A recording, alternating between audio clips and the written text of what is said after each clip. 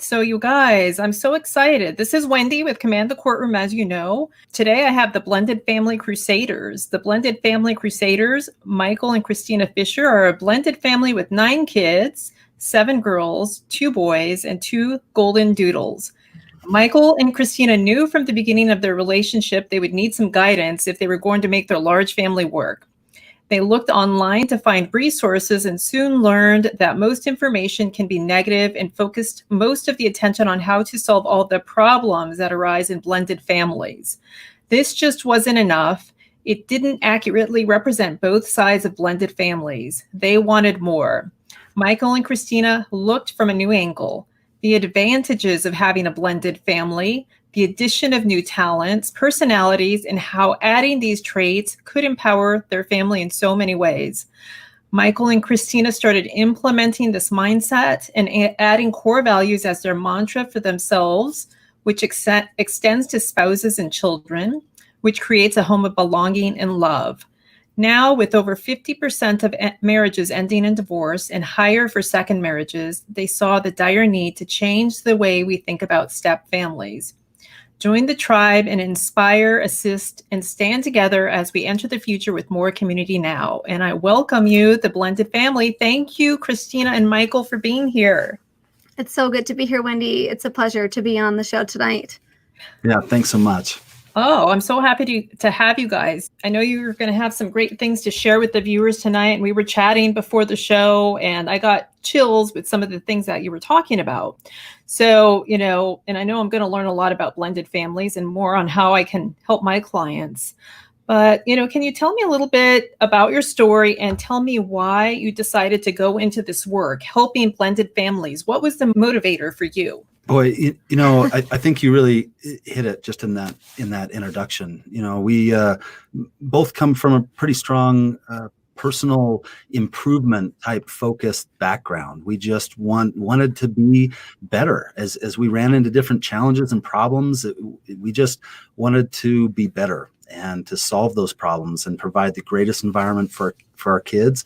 And so, just like you said, we hopped online and we started looking at all the things that were out there. It was either really negative, as like the groups on Facebook and the help groups weren't helping at all. They were just validating people's incorrect perspectives, where people were saying they hated their kids and hated their stepkids and all these things. And so we knew that wasn't the place for us. And so we started reading and watching videos, and we just became really frustrated. And where so many of the things that had helped our family move forward were the very things they were saying not to do. And we were like, man, but that's really helped us. That's been really key in helping us move forward. And so we became so frustrated. One, we decided, well, we just can't be reading that stuff. It's so negative and brings us down so much. And number 2, that if the solution wasn't out there, then we were going to create it. Well, that's awesome. And, I think that's a great way to go. When we were talking before the show started, one of the things I commented to you about was how, a lot of the things that my clients relate to me are negative. For example, one thing might be how I have a client who says that their children hate the step-parent and that the step-parent mistreats the children. The step-parent is mean to the children. The step-parent calls the child or children names. And this is creating conflict and cognitive dissonance for the children. So how, we start with the problem often. So how would you turn something like that into positive or a solution for this family in particular? And I'm sure my client is not the only person who's gone through this. That's really hard, because your first instinct as a parent is just to protect. And your first instinct as a parent is just to call out what's going on the other side. And depending on where the age of the children are, it can really depend on, they learn quick how to manipulate things, and they learn quick how to change things around. But what we have done, at least with us, because we've been in high conflict, is just create so much love in their home that they start to recognize the difference. Now, if there is some abuse that is going on that is definitive, that's a whole other issue. But we just create an environment where where they feel like they can talk to us. They feel like they belong, no matter what they say, no matter what they do, they have the freedom to come and chat with us, and we'll listen to them, take in their consideration, and then just accept them for who they are. They start to learn eventually how things work and which environment they feel safe in, if that makes sense. One question I would have is this: do you hear people talking about more a step parent outside of their home or a step parent within their own home? So it's usually the step parent in another home that I'm hearing about. Although there is a lot of focus and it's easy to get wrapped up into the step parent. I mean, we hear a lot when it's the biological parent also. Really? I mean, talking about things that can get me fired up. It's when your child comes to you crying because of how somebody treats them, and that somebody's a parent, period, biological or step. I mean, it's that Papa Bear, Mama Bear starts coming out, right?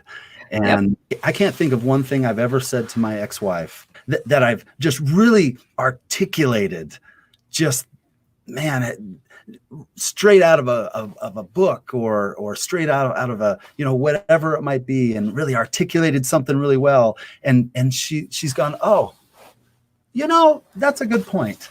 It just doesn't happen. And so we spend so much time and so much energy and emotion and things. And the reality is, when I fell into those things personally, there was definitely some times. I'm so lucky to have the wife that I do to like snap me out of that. And the way she did that for me was, well, yeah, those things are going on, but taking yourself out of your time with your children right now, who are right here in front of you, is just perpetuating these same things for them. And so I was spending so much time and effort with focusing on things that I can't control that I was totally forgetting about what I could control. I think the next thing that's really helped us is really having empathy and helping our children to have more empathy and help them to understand what's going on. In fact, these conversations happen frequently, not just one time. Just the other day, having to try and explain to a child why their biological parent is choosing not to spend parental time with them. It's really hard. During this whole crisis, it's been a great learning thing about friends and things, and just asking them, hey, have you ever had a friend, a really good friend, choose to hang out with somebody else? How'd that make you feel? That you were wanting to hang out and you started making plans, all of a sudden they chose someone else. And, oh man, I hate that. And then it almost didn't even have to continue. And he was, oh, yeah, that must be really hard to have a child choose to live with another parent. If there's anything that makes us feel horrible about ourselves, and to have that reminder that, oh, I need to go pick up my child who has chosen not to be with me, that being a constant reminder that they don't think that you're enough as a mom or a dad, and building empathy and helping them cope by having greater understanding of what might be going on. And it's hard, because the first thing we want to do is, oh man, that is horrible, I agree. And it's just not in the best interest of them. So you bring up a great point. I have there's a couple of questions from what you just said that I had. One is, can you help us understand, or remind us about those things that we have in our control? Like when this other stuff is coming up, what are the things that are in our control as parents that we can focus on? Well, so one of the issues that we've had is just different diets, just the way we eat. Michael's kids come back and they're like, oh, well, at mom's house, we're on the ELF diet. Candy canes, and sugar. Candy corn. Sugar and syrup. Maple syrup. Don't forget the syrup. Exactly. And for us, where we've always just been very health conscious as part of our internal core values, it's been something that we've really have just said, you know what? Okay, we are just going to educate the children about eating healthy. It's not, oh, well, at your mom's house, they do this and this. It's like, oh, well, if you eat your vegetables, this gives us the energy to go out and play and to do the things that we we're a very active family. We're always getting the kids out. And so we have to eat right in order for this to happen. And so it's about educating them and then allowing them to come up with their own feelings and emotions tied to better eating, if that makes sense. And so that's just one way that we have, it's in our control. And so it's been interesting with the 4-year-old, for example. For a while, he was really obsessed with good foods and bad foods, just asking questions on what's good and what's bad. And now that we've just been educating him, now he's the one educating us. And so we know that when he goes to his mom's house, he has some control over his choices because he knows how he feels when he eats really good, healthy foods at Christina and Dad's house. And then when he goes to his mom, he has a say in that and he has influence. And we tend to forget that when we allow our children to start making some choices and to allow them to make those decisions and in setting them up with something that we feel will benefit them, like sleep and nutrition and maybe opportunities and just freedom to speak to us and come talk to us, when they go and they don't have that, we always encourage, hey, if you don't like something at your other parent's house, speak up. Speak up, talk to them. So how do you recommend navigating, teaching the kids to, speak up and have empathy when it comes to the other parents and maybe how the other parent is acting? How do you navigate doing that while remaining mindful of the fact that, like, so many judges in court say, you shouldn't be putting your kids in the middle of the relationship, blah, blah, blah. How do we balance that? Well, again, I mean, it's doing what's right. My son especially has had some difficult times emotionally with his relationship with his mom for many different reasons. And sometimes that ends in disrespect. Well, one of our core values as a family is that of respect. And to be able to separate and know, what, as adults, this adult person has made choices and chose to have certain values or not values or whatever, however that shows up for them. Our responsibility is to our children.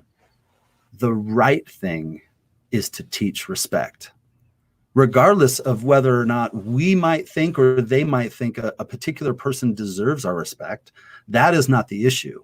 The issue is to teach our children to, in all ways, in all cases, to have respect, to have love, to serve, like all of the things that we in our core believe and desire to pass on to our children.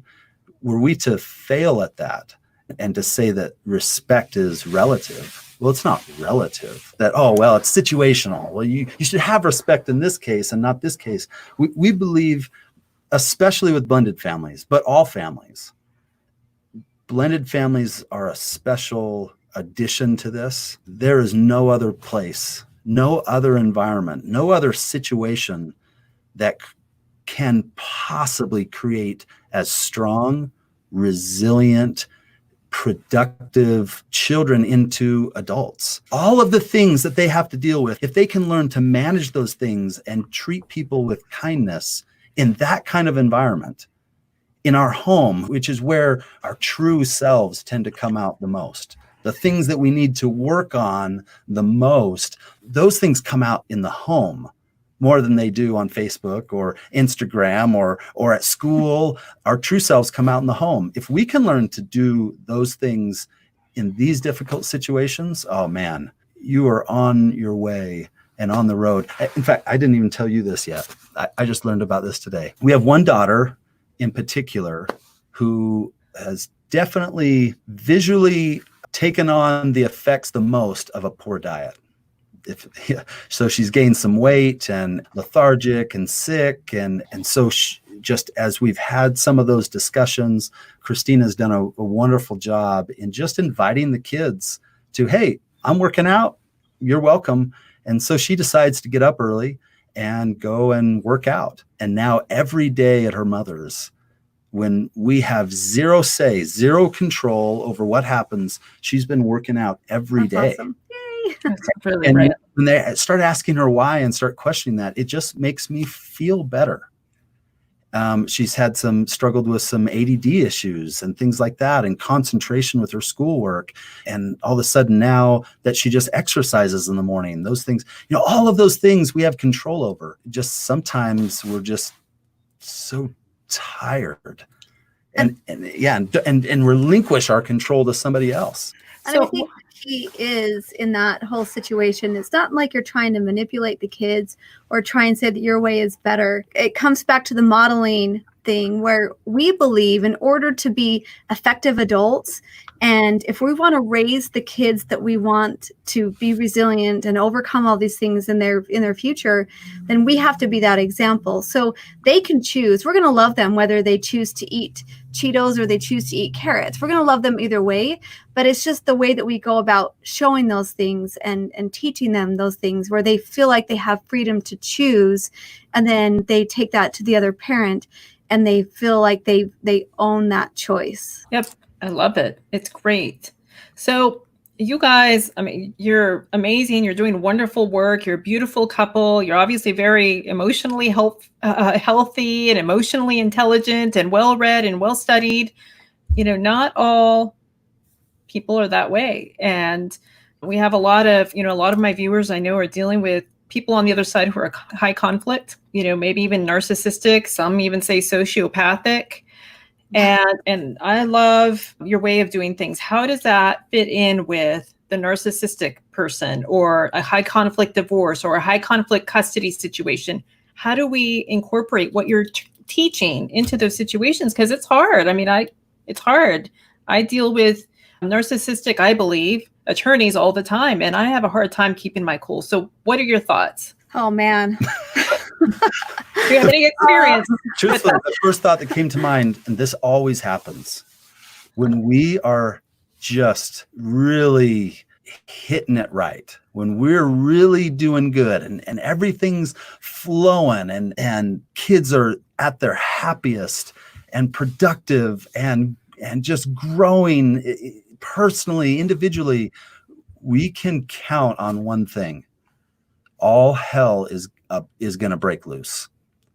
All stops getting pulled. I understand that personally. Yeah, we both do. We've both been in past relationships considered with narcissistic personality disorder. Those types of things are the relationships that we've come out of, and absolutely understanding from it. It's hard, and it's still hard, and it's crazy how quickly both of us are triggered when the ex pops in with whatever they're going to say or do, and how quickly, your guard goes up, or you have this innate, you just want to respond. And it's not easy, but to sit back and think long term, really what is in the best interest for the children that are involved and what's in the best interest for me. I remember when I was going through my divorce, and I was with one of my daughters and I was with my parents. We were up at a balloon festival, and my ex kept texting me and was just causing drama. And my mom said, Christina, do not let him win the day. And that was powerful. And it really changed the way I thought about what was going on, because really it's easy to get defensive. It's easy to react. But at the end of the day, if I kept going with him, he would win the day. And I'm a Leo, so I'm too prideful to let him win the day. Yeah, so it really changed my perspective. And I learned to just put that aside and just enjoy the moment, enjoy the balloon festival with people that I loved and who were present with me in that moment. I know one of the things I struggle with the most is the feeling that I'm not a good enough dad. There's nothing I agree that you've said more than she's really beautiful. Can you imagine just that, just that alone?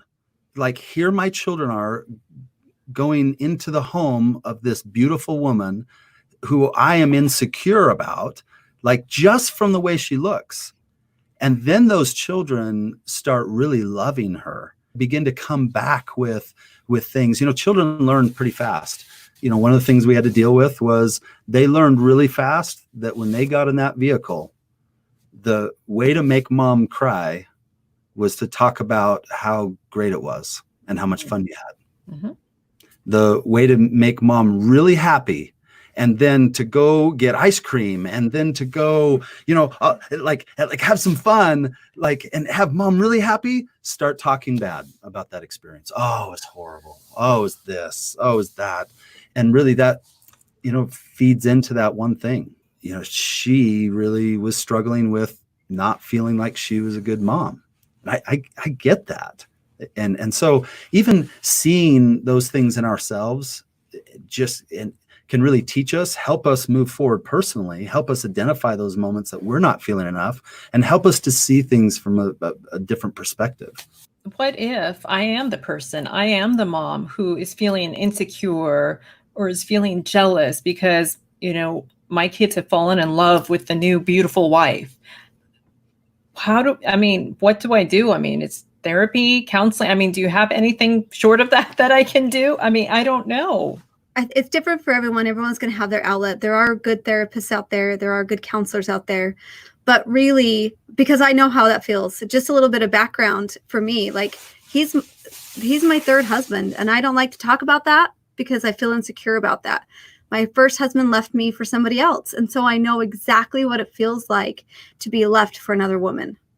I know what that feels like. I remember my 2 little girls going to this woman's house and just being, so insecure, and you don't feel like you're good enough. And I had somebody tell me this right shortly after that. And they said to me, "You don't love yourself enough." And I was kind of like irritated because I was like, "You don't know me. You don't know anything about me. Like, how do you know that I don't love myself enough?" But he was absolutely right. And once I started to figure out that in order for me to show up for my children, if I wanted to be good at anything at all, if I wanted to be good at another relationship, if I wanted to be good at being a mother, like I had to figure out my crap. I had to figure out, and no matter what, I can't control my ex. I can't control the women he's with. I can't control any of that, but I can control how my daughters look up to me. When you are a parent, your kids are watching everything that you do. And the second that you're insecure, you're teaching your children how to be insecure. The second that you start to create drama, the children are learning that drama is a way to go about solving problems. And so it did take me a good deal of time to really meditate on that, to practice and to think and to let that seed sink in and grow. And it's still a practice. But ultimately, the way that I show up the best for my husband and for my children is that I have to be the person that I want to see in them. I've gone through this at different points in my life for different reasons, never related to divorce or custody situation, but just in different areas. And, I feel like I still struggle with it on a daily basis. Actually stepping into that person and being that person that I want to be, stepping into my future and being the person who I think that I am right now, maybe that person that's less than perfect or that's not present with my family, my husband, my children, the person who's work obsessed. And it's so easy for me, and I think probably for a lot of people, to fall into that person that they're used to being for a lifetime. So how do you snap out of it? What are your tips and tricks on that? That's the $1 million question, right? Yeah, for sure. It is. We talk about this all the time.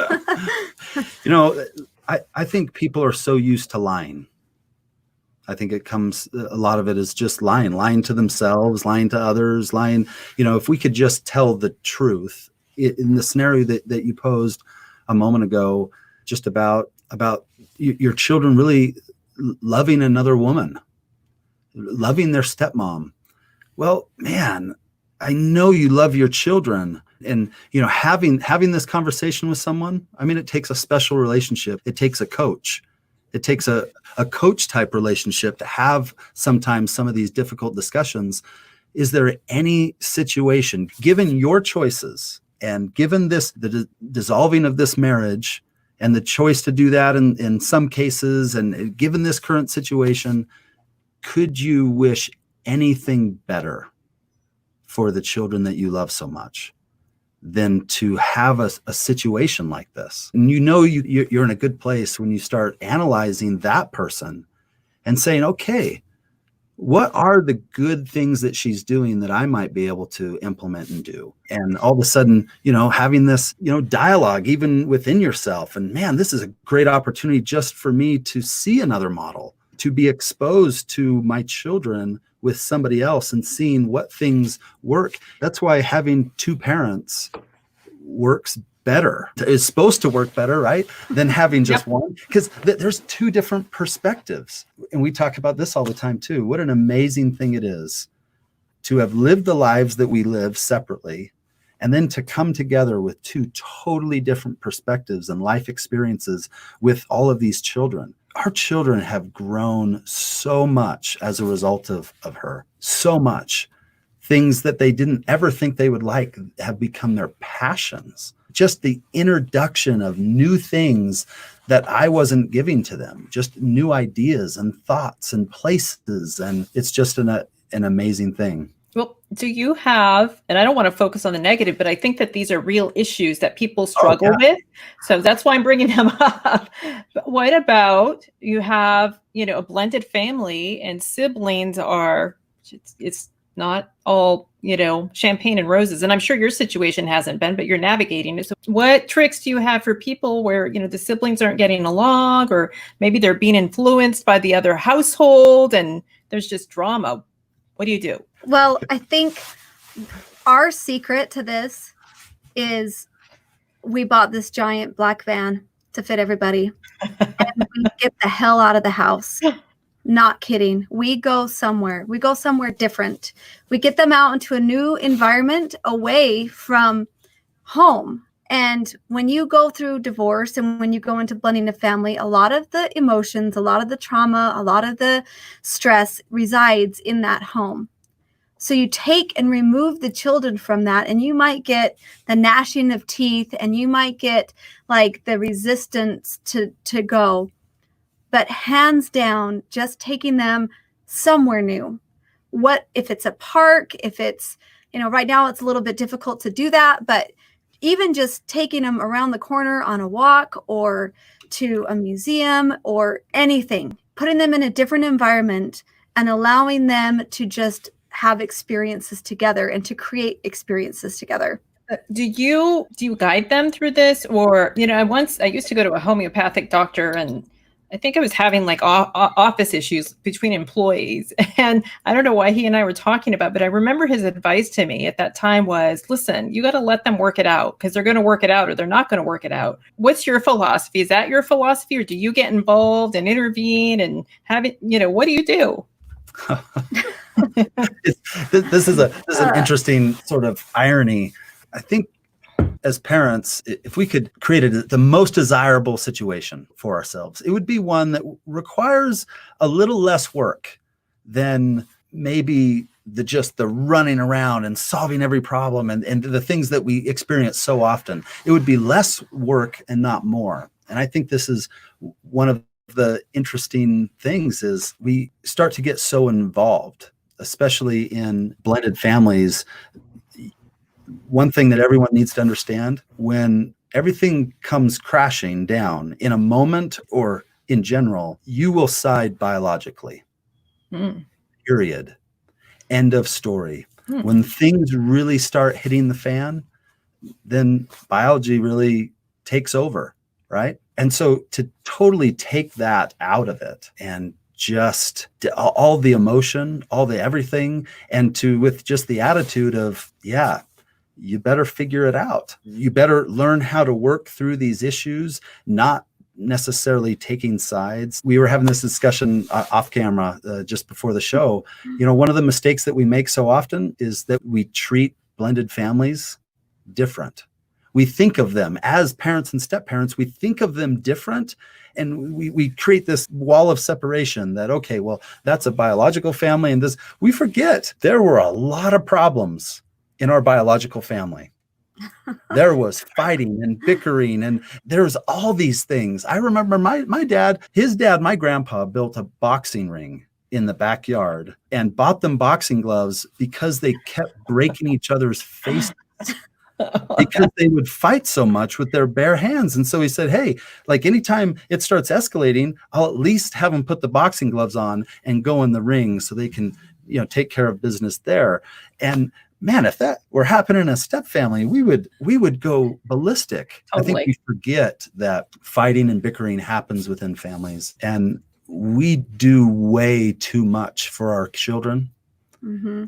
You take a situation just like that, where hopefully there's been some good experiences, hopefully some positive interactions, and even love in many cases. And then they start fighting, and you step in as a parent when that happens, and you're just telling your children that they can't do it. You can't do it. You're not good enough. You're not resilient enough. You don't have the emotional stamina or ability to take care of this on their own. And then we shoo them out the door and go to college and, hey, go work some things out now with your roommates. And we wonder why they have trouble, because you told them their entire lives that they weren't good enough to figure it out. Wow, that's good stuff. That's really good stuff. So that leads me to one of the things, and you've alluded to it while we've been talking, but I really, I saw you the other day on an Instagram Live, and you were talking about modeling. And I think it was related to this COVID crisis that we're going through, but I know that the modeling has application beyond this crisis. What is modeling, and how can we use it as parents to help our children be the best kids that they can be, best contributors to society, the best people? Well, I am a nature freak. I watch nature shows, and puppy videos if I ever have time. But one of the things, and this sounds crazy, but if you were to watch like a mother cheetah take over her young cubs, and her main purpose of being a mother is to raise her cubs so that they know how to be an adult cheetah, to survive, to be quick, to be able to catch food, and all those basic necessity needs. We have to remember that our job as parents is to do the same thing. It's different and more elaborate, but our goal, our end goal, is to raise children who are resilient, who can solve problems on their own, who can financially take care of themselves, who can go into a crisis situation and be able to problem solve and come up with new ways of doing that. And the best way that children learn that is by watching you, not by you telling them, but by watching you. And that's what modeling is. So whether it's doing the dishes, whether your expectation of doing the dishes is to have it be sparkling clean, they watch you do that, and then they know how to do that. Whether it's in a situation like with the pandemic that we're in, and it was spring break. Well, we had plans for spring break that we couldn't do anymore. But what we did do is we found a Airbnb that was close, that was in a house that was way bigger than ours, and had a blow-up playhouse in it, and then a basketball court, and fire pits. And we took our kids there for spring break because we want them to know that they can figure things out and that anything is possible regardless of your situation, but you have to think differently. And we could tell them that all day, but unless we're actively doing those things, they're not going to learn and see those principles implemented. Yeah, it's easy to model good behavior when everything's going well, right? And it's in times of crisis that our children are really watching close and seeing how you deal with those things and beginning to model that behavior. And so that's incredibly important. Just since you brought up spring break, we kind of fell into the victim mindset a little bit. Our trip's canceled, and what are we going to do? And we're here at the house. And I think the mistake we made was we got online and started watching the news. I mean, we don't even have television. Yeah. And so that I did. Don't watch the news. Yeah, I think we fell into that. And so we turned that off really quick and said, well, this isn't okay. What are we going to do about it? And that's how that came about. So we started looking. When we really started looking, when we said, okay, we just have a new set of circumstances here. That's it. It doesn't take away from what we wanted to do. And so we had a backyard camp out one time, and then that led to, well, man, if we're going to be quarantined, let's at least be quarantined in $1 million house, 10,000 square feet. And so that was principle one. Principle two And I think we forget this part of modeling is communicating to our children what we're modeling. And so taking them aside, we can act with all intention in the world.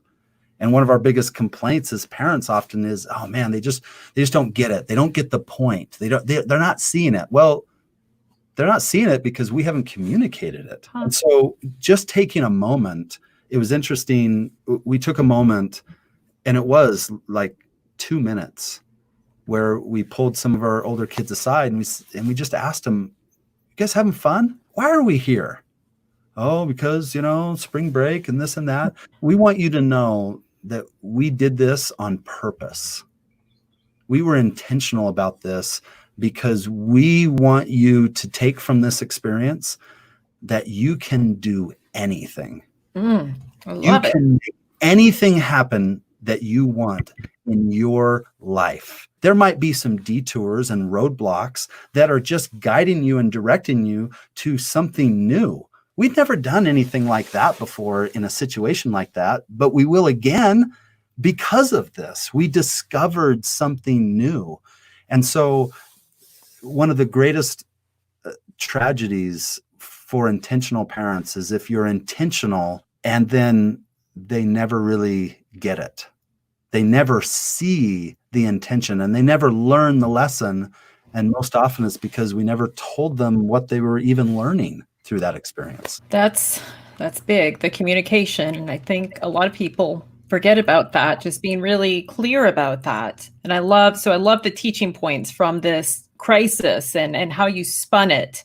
I want to address a comment from a viewer, that I think probably more than just this viewer are experiencing. And it's from Orlando. And Orlando's saying, haha, my oldest and my youngest daughter say they hate me after the separation. So what do you say to Orlando about this? How can Orlando navigate? This is one that I think is very common for children. And that hatred could be coming from the ex in their communication about Orlando or any other parent, co-parent for that matter. I remember when right after, because I left my second husband because of the issues personality-wise, and she told me that her heart was broken into a million pieces. And the things that were communicated to her by her father was that it's mom's fault, it's mom's fault, it's mom's fault. And that's hard to recover from. So in defense, as a mother, you feel like you need to go into overdrive to repair a relationship. So you try and go to all this extent just to feel like you've earned their love. Your children, they might hate you in that moment, and that might be guided, or they might be feeling confused. They might hate the situation that they can't see both parents. And as we've talked to our children, that's what they don't like. They just want to see their parents every day. They love you both, but they hate that they have to be separated from their parents. So remembering, depending on the age of the child, again, that whatever age they're saying this, that's only what they understand. Their emotions are from a 5-year-old or a 10-year-old or a 13-year-old. They don't have the great concept of what hate means, but they know that they're feeling uncomfortable and they don't like it. And maybe dad hurt mom, or maybe mom hurt dad, and that's the information they're given. And so they start to have these different emotions. And really the best that we can do is be consistent with our love, make them feel safe when they're with you, rather than trying to overload that child with love and things and activities. You just help them feel like they belong and that you're going to be there for them. Safety and culture will win every time. And so Orlando, first, and I feel you, brother. I do. There are very few words from a child that hurt more than that. And to have to deal with that. It's so difficult in dealing with blended families. Blended families, they are all exactly alike in that not one of them is the same. That's about the only common similarity in all of them is everyone is different. And so that's one of the challenges that we have in guiding people and speaking with people is every situation is different, but it is not always a bad thing. For my children, one thing they really hate, or the emotions that they feel, kind of like you said. They don't know how to deal with that. And it doesn't matter if they're toddlers or teenagers. It doesn't mean that they have the emotional maturity to be able to know. All they know is I have this emotion, I have this feeling inside. And sometimes you might be the cause of it, but either way, there's something going on with you. Oftentimes, there's been some things said to us simply because they feel the most comfortable and secure in our relationship. Not that they really think that thing, not that they really hate us, but they might even really like to say that to somebody else. Mm-hmm. And they can't because of the consequences that would bear. So it happens in custody battles all the time, where children choose a home that is not as good for them because they know that love and things will be consistent, and they will be loved without condition, even if they choose to live somewhere else. That won't alter or change that relationship, but it does. Sometimes it's because a parent needs the most help. That is so common, where a child feels obligated for the emotional well-being of a parent. And to not choose to be with that parent would be to send them off to some emotional downward spiral. And they don't want to feel the responsibility of that. So they choose to be with them more. There are so many different scenarios. That is, that's fascinating to me over the years. And that's something I'd never thought of. Over the years, I've had so many clients who come to me and they say, listen, I want to modify the current court order so the kids can come and live with me, or this child can come live with me because the child's saying that they want to live with me. So we go through court, thousands of dollars, maybe tens of thousands of dollars a year, interviews, custody evaluation, whatever. And then we find out the kid is telling the evaluator, the interviewer, that they want to live with the other parent. And I'm like, what? I'm confused, because you told me something different. And then my client saying, well, they told me something different. So that kind of helps me understand a little bit. Really interesting. Oh, there's just so many things in these conversations that just go swirling through our minds. One of the greatest things we did in the heat of battle, in the heat of conflict, was to give permission to our children to choose to live with another parent, and to choose to love another parent, to have fun at another parent's house. In those situations where you deny your children permission, and I know it might sound funny, to give them permission to love their mother or their father or, whatever it might be, to give them permission to do that, to not give them permission cuts you off from, if it's 50-50 custody, cuts you off from half of their life, half of the good experiences of their life.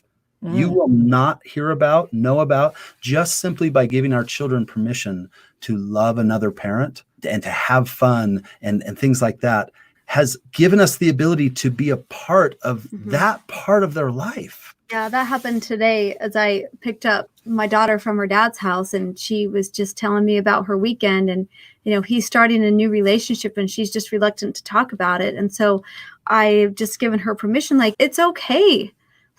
I'm glad that he is dating this person. This is good for him. And I keep it at that, because I don't want to feel like I'm interrogating her where I'm asking questions too much. It's just more, this is a good thing for your dad. So it does help open them up so they can share those experiences, and she can tell me about her mountain biking trip that she went on and things like that. And when we become defensive or we become guarded because we feel like we're insecure as a parent, and they come back and tell us those good things, then they won't share those with us. They learn very quickly. And I know as parents, that's one of the hardest things, is to share our time with our children. So imagine how much freedom and how much more of their life you can enjoy by just simply giving permission to not just, love and accept their biological parent, but any partner that might come into their life, and encourage that. For any parent that has had the difficulty of developing a relationship with a stepchild, Hopefully, especially you can understand the importance of how hard it is when a stepchild is taught and encouraged to reject a step parent, how much more difficult it makes that family situation. And so when we talk about the things that we have control over, like you don't have control over all the things that are done. You don't have control over that stuff. But when you give your child permission to love someone else, to see the good in them and to do those things, you at least do your part in giving that environment a better chance of success. And that's something that you have control over. It might be hard. It might be, it is hard. But like that's something that you have control over, is to give them permission. I'll tell you what happened really with us is because of the high conflict between me and my ex, we're doing some great things with our kids. Well, there is no way that anything good that I do will ever be recognized. And so she became the scapegoat, but the scapegoat for the good stuff.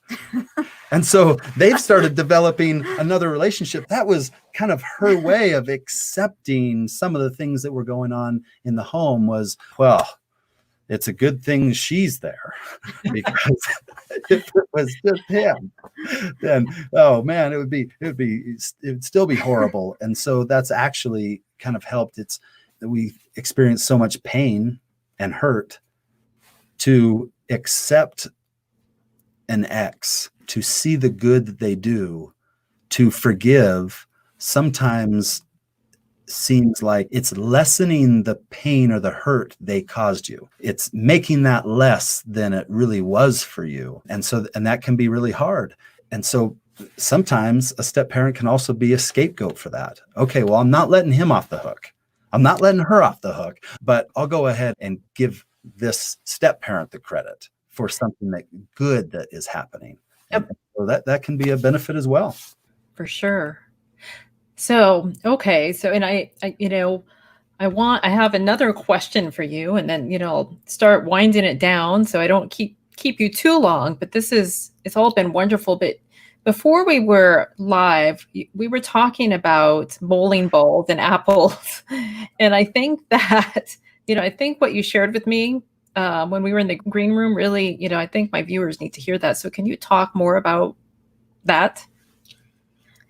Well, we are very energy-based people, and so we talk a lot about the physics of family and the physics of everything in our life, from the smallest thing of how we deal with each other in relationships, what goes on physiologically in our body, to the universe, all follows the same principles of physics and gravity. And so this is, we don't want to lose some people here with quantum physics, but I'll let Michael explain. Because I think, I think the easiest way to describe it, and I hated it in high school, and even in college, but the easiest way to describe it is if you were to take a blanket and put a bowling ball on one side of it, and then put a tennis ball on the other side of it. The bowling ball, it makes an indent in the blanket. And gravity is much the same way. The mass of an object makes a greater dent in the universe, and then things gravitate and it pulls it to it because it makes less of a dent. And so it's running downhill toward it. Well, as we began our family, we had to make a conscious decision and really ask ourselves, okay, here's the scenario, here's the situation, and it's not good. What are we going to do about it? And out of that came,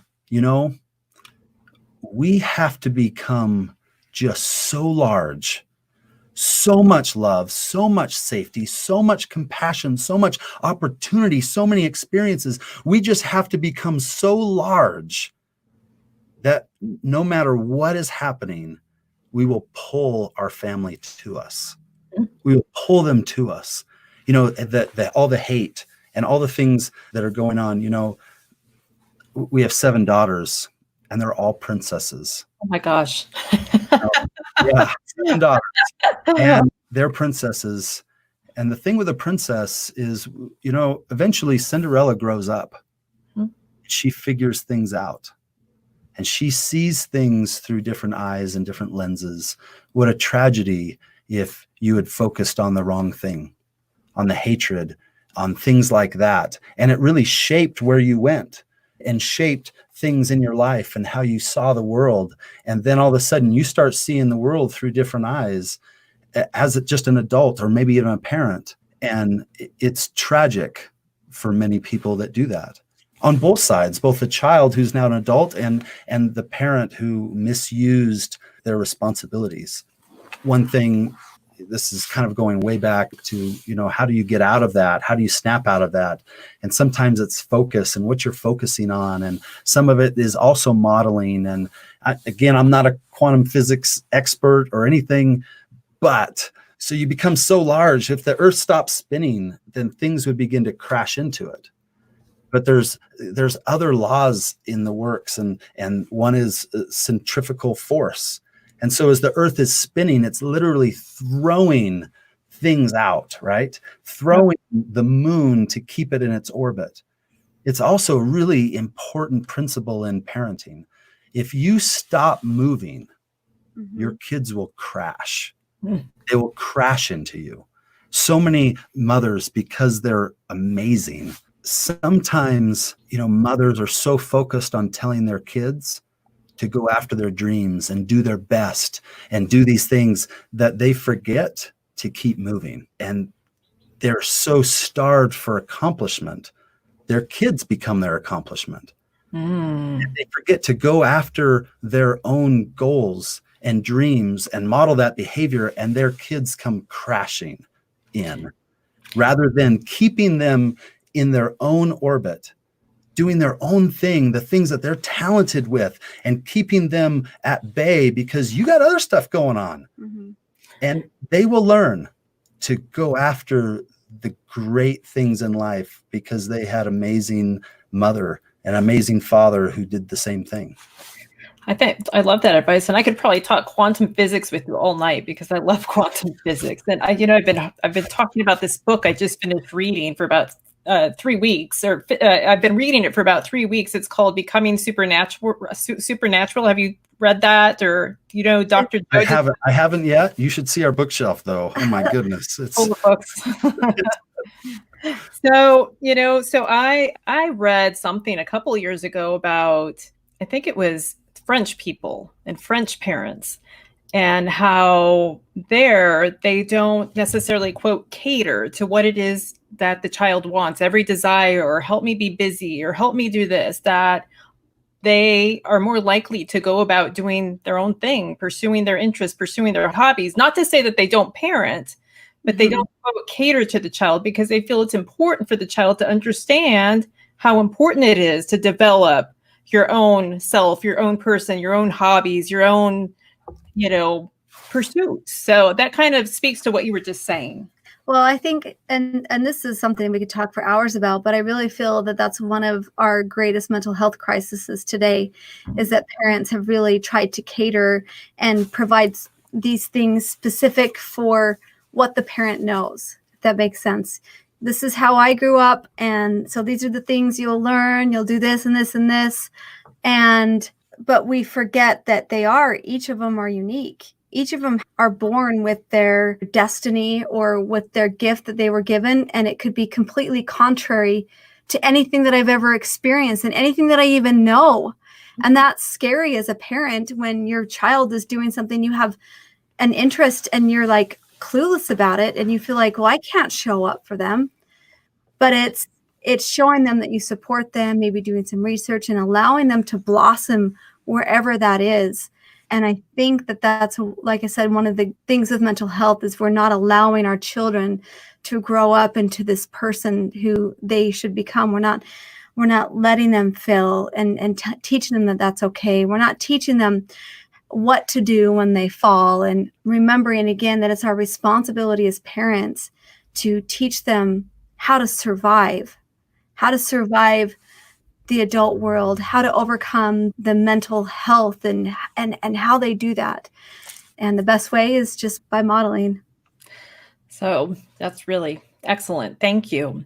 So Zachariah is a loyal viewer and always shows up. And so Zachariah is saying, how do you show your emotions to your kids? How much vulnerability do you share? And then he has another comment where he says, I've cried with my children over the last few months. Hard to be a strong dad and still emote. Do you have any helpful words for Zachariah? We do. My favorite superhero growing up was Superman. And as I think about, man, what was that meeting like when they created the character of Superman? They gave him like every superpower. Let's make him fly. Let's make him do this, make him do this. I don't know where Superman fell in the order of the creation of superheroes, but man, they could have held something back, right? Right. The fact though is, we love superheroes. We love heroes because we can see a piece of ourselves in them. And no one cares about Superman until they introduce kryptonite, until he has a weakness. And if you go through all of the different superheroes, they all have a weakness. They all have things that they struggle with. They're all, Rocky was against the ropes. And it was those moments that we look to and go, oh man, yeah, like I see myself in him. I feel like I'm just getting beaten down. And their rise and what pulls them out of that gives us hope that we can pull ourselves out of things and we can be resilient. Sometimes we forget that despite all of our many weaknesses as parents, our children still look to us as their heroes.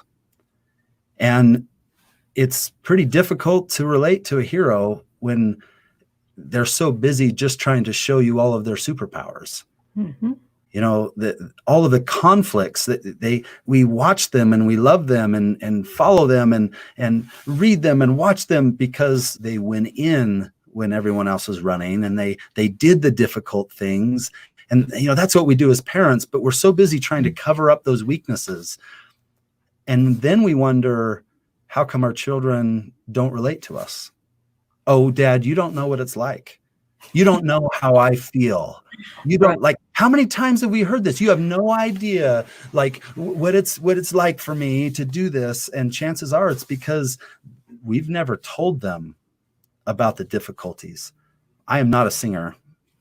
One day our children came to us and said, hey, we want to have a dance party. And so I went and bought some lasers and a fog machine and things like that. And then I was like, oh, well, maybe I could do something for the school. And then it grew bigger and now it's just a big show, right? And so we do like Bruce Buffer, sparkly jacket, announcing in the center of the wrestling mat and lights out, fog. And I just wanted to provide this great experience. And they felt like rock stars. And so it just got bigger over the years. And part of that experience was the singing of the national anthem. And then one day someone didn't show up. And I was like, oh, man, I'm the showman here, not on my watch. Like, who's going to do it? And I'm looking around, there's nobody. And so I picked up the mic. And for the first time in my life, didn't only just sing in public, but I sang in front of my peers in public. And then my children, all of a sudden, like, is that my dad like singing? And they came and they were like, oh, Dad, that was amazing. That was so awesome. What a tragedy if I would have patted myself on the back and said, yeah, oh man, yeah, I am good. I am good. And it wasn't all that great, just for the record. And if I hadn't have told them, that was the hardest thing I have ever done. I hated it. I did not want to do that. And it was hard to put myself out there. It's those things and that vulnerability, the times when you're really struggling the most, and giving our children like an explanation. We have an outburst as a parent. We're less guarded with our emotions and we show up less than our best selves. Well, we have an opportunity to shape that story, help give them context. Chances are is they felt the same way. Chances are is that when they're a parent, they'll feel some of those same feelings of, oh man, I'm not feeling like I'm enough, and yell at their kids or do something. That's especially when they'll look to those times that you were vulnerable with them and just talked about, hey, here's how that showed up for me. These things are going on and this happened. And my biggest fear is that I'm not a good enough dad. And I really just want you to be the best person that you can be. And it totally changes those situations. You can make mistakes, but if you don't own up to the mistakes, well, now you're going to start having problems, more problems. That's, that's such great advice. And there's actually, my husband, who's on this live stream, or was just a few minutes ago, actually, I'm his third wife, and he has 2 grown children, and then we have a young daughter together. She's 9. And I think that he has, he feels badly because I feel like he thinks, or I've heard him say, he thinks that he wasn't the best parent he could have been to the 2 oldest children. He was a different person. He was a young father, things like that. But the interesting thing about him is that the 2 oldest children adore him despite the shortcomings that he thinks he has. I mean, they absolutely worship him. And, so I have to say to him, if he's on here, that you did something right, sweetie, and you are doing something right, and everything you're saying resonates with me. And I feel like, wow, I have work to do, and we all can always be getting better. I'm sure that you guys are always getting better, despite all your knowledge and your experience and, your good sense, you're always getting better. So what are you doing to get better? Well, there's lots of things, we have our own personal routines. We meditate. That's something that we do practice. But a big part of that is that we have to communicate with each other, and we have to be open. And it's hard when you're coming out of a marriage and you have all of your habits. And when you're as old as we are, that, you have your years of habits and years of thinking and all of this. And then to try and come into something new and rethink that, it does take work, but you have to know that it's going to be work. You have to accept that and know that this is going to be hard. This is going to be something daily that we practice. This is something daily that we need to work on personally and then with each other. And when we're on the same page and we're open to hearing each other's feedback, which is hard sometimes. But at the end of the day, our objective and our mission is we want our children to grow up and still believe in marriage. We want our children to grow up and not fear divorce because they see what a good relationship we have. We show that commitment in a lot of ways. And so it's not just about me. It's not just about him. It's about our children. It is about our children's children and creating a legacy of beautiful, strong, resilient children who believe in families and who believe in possibilities. And that's what motivates us every morning, is the legacy and not just in the moment. I mean, one of the big critical moments in so many remarriages is discussions about children, about your biological children. And if there's, like I said before, there's one thing that pops up the most for me that I have to be most conscious of, it is the fear and feeling that I'm not a good enough father. And so knowing that going into it, that helps. Number one, as soon as you give voice to that thing, as soon as you give it a name, you begin to take away its power. And so really getting down and being honest with yourself and giving that thing a name and recognizing it, that is a huge, huge step. And then it's about what you want. What do you really want? Mm-hmm. We want a great relationship with our children, but what we really want is for them to be amazing adults. And so being conscious of that feeling of not being good enough and knowing that the thing I really want is for my children to grow up and be amazing, what an awesome opportunity that I have somebody new that doesn't have any attachment there as far as history or biology or just the way things have been done, a different perspective, almost like a coach, right? A coach that I happen to love so much and be married to and get to spend so much time with. And for them to come and say, so I saw this thing over here and this is concerning. It doesn't take very long for our companions to learn to not do that. Right. Silence is one of the great destroyers of relationships. It's one of the great destroyers of blended families, is when they start being silent. We can all be better. when we create an environment in our home where everyone stays silent about the things they see that can be better, that's the toughest spot to be in. The fact that your companion is sharing the things that you can do better is a pretty good sign that there's a lot of hope. Plus, who wants to be bad at stuff? Like, you know, I just want to be better. Like, what, you know, yeah. That's right. That's awesome. So much good stuff, you guys. And, you know, we had a lot of people who enjoyed it. And, you know, I know that people are going to want more of you, Michael and Christina, the Blended Family Crusaders. So how can people find you and how do you help people? Yeah. First, let me say, you can tell from the comments really quick, you have an amazing audience. Yeah, Oh, I agree. I do. So how can they find us?